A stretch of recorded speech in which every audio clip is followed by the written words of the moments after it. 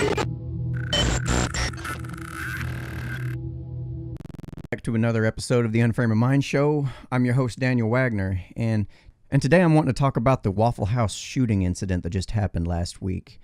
I've been kind of going through some of the comment sections, discussion groups and forums and things like that to kind of see what people are saying about this, and it strikes me funny that as I mentioned to my guest in the Wednesday live show, that a lot of these discussions immediately turn to trying to lay blame on somebody. What group was he a part of? You know, was he a white guy and the victims were black? Was he Republican? Was he part of Antifa? Was he a Muslim? Was it, you know, like the very first thing people want to do is try to lay blame to whatever group is responsible. And it just, as it turns out, even in a absolutely perfect society, once in a while, I mean, you're going to have this kind of situation where somebody is actually mentally afflicted, having issues, and ends up acting out on them. They're dangerous to society overall. They are having mental health issues, and maybe there wasn't a motive at all. Maybe they were just fucked up in the head. I mean, plain and simple. So I wanted to go over some of the comments that I had seen, just to kind of give you a general idea of what I'm seeing. So if we look right here, we've got first comment here, you know, the victims are all non-white. The shooter is white. The hero who got the gun away from the shooter is non-white. The Republicans and the president are totally silent about the heroic actions of Mr. Shaw Jr. Again, I don't understand why this has to be a white versus black issue. That's the first thing we say. And then demonize the president, because we're going to take any opportunity we can to demonize the president for not saying something about every single issue that comes up. Let's move on. So this white guy is taken into police custody after murdering multiple people. If the shooter had been black, you think he would be alive today?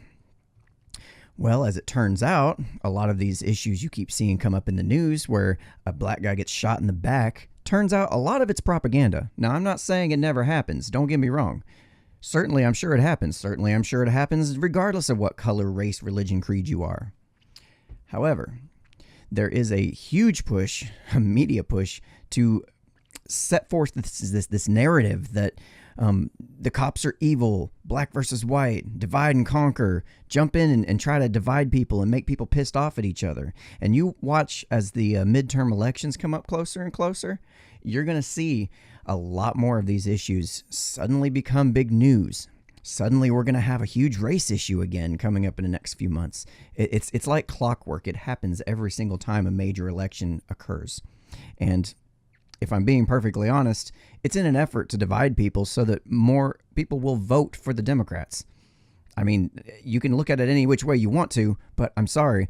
The rates at which black people are shot by white cops don't suddenly increase right before an election cycle. They just get more media exposure. So let's move on to the next comment here. So we got, hold on, let me see. Had to hear, so the white shooter was taken alive. Again, same narrative that, you know, it gets put out and then people just run with it and they keep going. Am I the only one that finds it strange that a dangerous or mentally ill person can be put on a no-fly list and cannot board an airplane, but a mentally ill person can buy a semi-automatic rifle with no problems? Well, yeah, that is a little strange, I gotta admit. However, when we actually look at the facts, that's not really what happened. We had this situation where this Travis character here, just hear me out here. Here's just a quick profile of some of the past history that he's already have. We look back at 2016. Ryan King, he was in a parking lot of CVS Morton, and it was he was quoted as saying, let's say, believed that singer Taylor Swift was stalking him and had hacked into his cell phone. You have June 2017, called to the city's public pool after a man identified as Ryan King dove into the pool wearing a pink woman's housecoat. Report from August 2017 noted that Reiking believed as many as 30 people were hacking his cell phone because he could hear them through his speakers. This is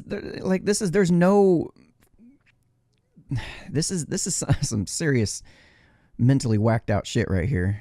2 weeks later, now this is about the gun issue that comes up. 2 weeks later, deputies confiscating Reinking's 4 weapons and ammunition. Basically, the father was there. They gave him to his father, and the father was present. He had a valid state authorization card and asked police if he could keep the weapons. And he was allowed to do so after he reassured the police that he would keep them secure and away from Travis. Well, we see how well that turned out. Didn't quite keep him secure from the police, did he? Turns out he actually gave him back to him later on. And then we got Morton resident said he recalls Reinking had anger issues. He'd get angry or frustrated easily. Meanwhile, the Morton police, said his office fielded several complaints about Reinking driving, but otherwise heard no serious allegations about him. We haven't had many calls about him. We haven't had much contact with him. It's telling. It really is that this kind of shit keeps coming up in the way it does. And yes, it's a tragedy. It's terrible. This kind of thing shouldn't happen at the rate at which it does happen. It really, really pisses me off the way that people want to sit there and immediately jump to the blame game, like trying to put people on a team. Like, Jesus Christ, people, give it a few days and wait for the facts to come in before we just start assuming that. It's like we're trying to be the first one on social media to call it. I called it. He was a Muslim. He was a white guy. Like, come on, guys. Pull your head out of your ass for 10 seconds and maybe realize that not all of these tragedies will fit into a nice, neat little package with a perfect little answer for you. You've been watching the Unframe of Mind show, where we have uncomfortable conversations without a condom, and this is definitely an uncomfortable one. So hit me up in the comments section. Let me know what you think. Make sure you subscribe because, yeah, do that. Later.